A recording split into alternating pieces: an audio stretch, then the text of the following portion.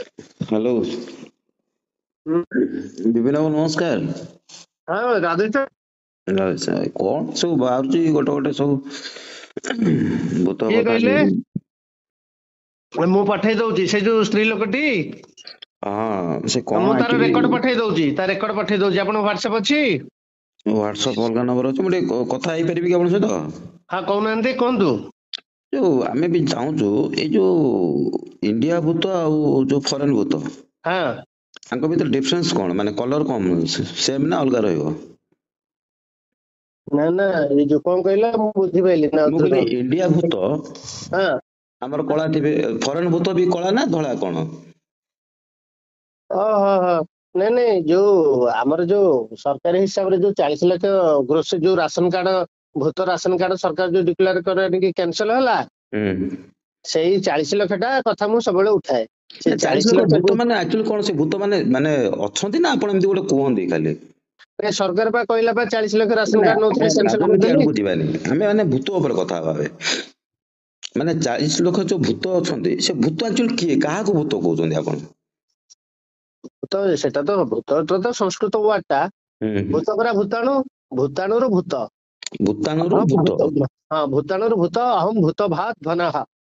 ଆଚ୍ଛା, ସଂସ୍କୃତ ୱାର୍ଡ ଟା ହେଲା ଭଗବାନ ଆଚ୍ଛା, କୃଷ୍ଣ କହିଲେ। ଭୂତାଣୁକୁ ଆମେ କଣ ସ୍ପିରିଟ କହିପାରିବା କି? ହଁ ଏଇ ଯୋଉ କଥାଟା କହିଲେନି, ହୁଁ ହୁଁ ହୁଁ। ଏ କଥା ଟିକେ ଧ୍ୟାନ ଦେଇକି ଶୁଣନ୍ତୁ।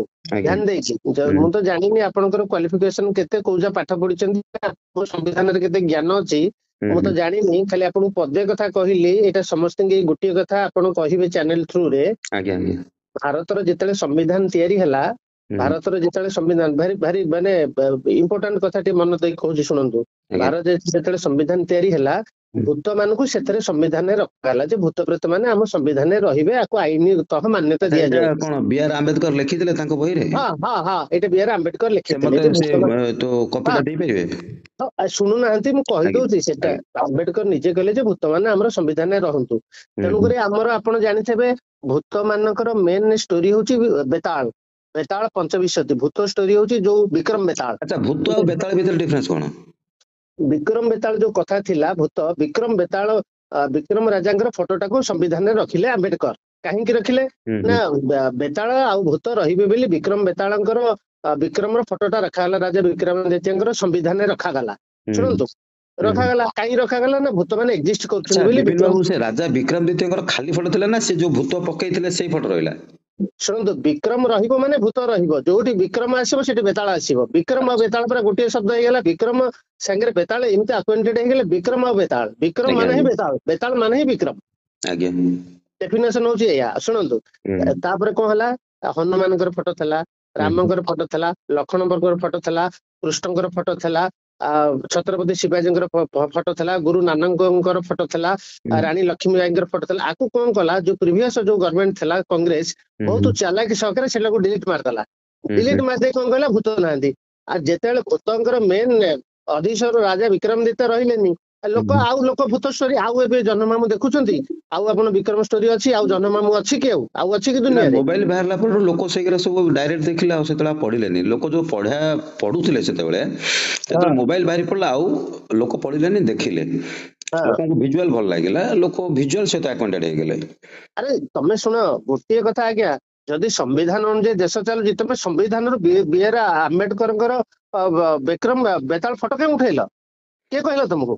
ନାଇଁ ନାଇଁ, ଉଠେଇଲ ସେଇ କାଇଁ ଫଟୋ? ସେଇ ଉପରେ ଆପଣ କେବେ ସରକାରଙ୍କୁ କୋଶ୍ଚିନ୍ କରିଛନ୍ତି? ଏବେ କରୁଛି, କୋଶ୍ଚିନ୍ କି ମୁଁ ବହୁତ ନା ନା, କରୁଛି। ମାନେ ଯେତେବେଳେ ଜାଣିଥିଲେ କରିବା କଥା, ଆପଣ କରିବା କଥା ମୁଁ ସେ।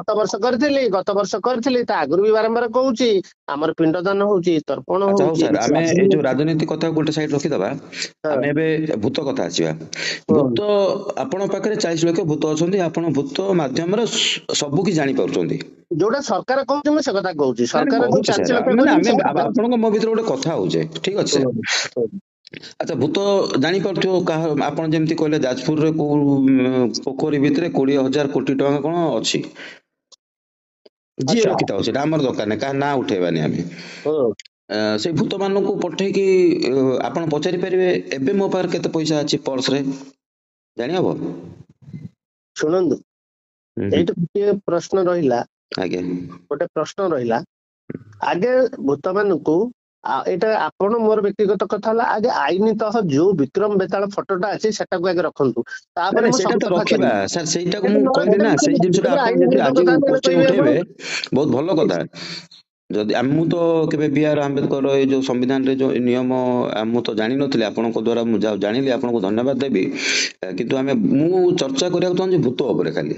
ମୁଁ ଶୁଣନ୍ତୁ, ଭୂତର ସବୁ ଜିନିଷ କରିବି, ଭୂତକୁ ଆଣିବି, ଦେଖା କରିବି, ମିଟିଂ କରେଇବି, ଟିଭି ଚ୍ୟାନେଲ ସବୁ କରିବି, ଯେବେ ଆପଣ ମତେ ଫଟୋ ଖାଲି ରଖିବେ। ଗୋଟିଏ କଥା କୁହନ୍ତୁ, ମୁଁ ସେ ଫଟୋ ଭୂତ ରଖିଲେ ମୁଁ ଜାଣିପାରିବ କରିବି। କି ମୋ ପାଖରେ କେତେ ପଇସା ଅଛି? ଆପଣ ଆଗେ ଆମ୍ବେଦକରର ଫଟୋ ରଖନ୍ତୁ, ତାପରେ ମୁଁ ସବୁ କଥା କରିବି। ଆଜ୍ଞା, ଆମ୍ବେଦକର ସହିତ ଆମ୍ବେଦକର ଆଜ୍ଞା କିଏ, ଆମ୍ବେଦକରଙ୍କର ମୁଁ କିଏ? ବିକ୍ରମ ମୁଁ ବେତାଳ ଗୋଟେ ଫଟୋ ସାଧାରଣ ଲୋକ ଯୋଉଦିନ ସାର୍। ଆପଣ ରଖିଲେ ମୁଁ କହିବି।